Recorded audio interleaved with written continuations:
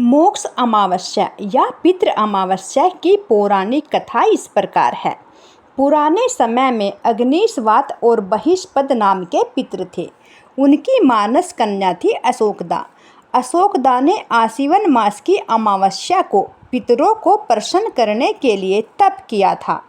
तपस्या से प्रसन्न हो सभी पितृ देवता अशोकदा के सामने प्रकट हुए। उस समय अशोकदा का पूरा ध्यान एक तेजस्वी पितृ अमावसु की ओर ही था। वह उन्हें अपलक निहार रही थी।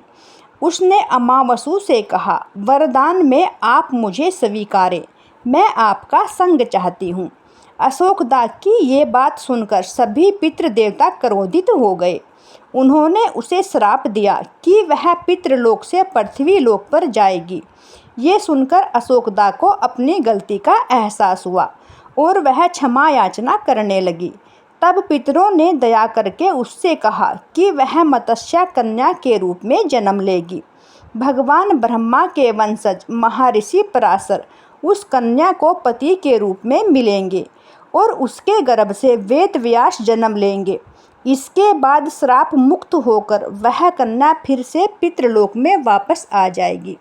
सभी पितरों ने अमावसु की प्रशंसा की और वरदान दिया कि अपने सौंदर्य और स्त्री के सामने अपने मन को भटकने नहीं दिया, अपने संयम और नियम पर टिके रहे।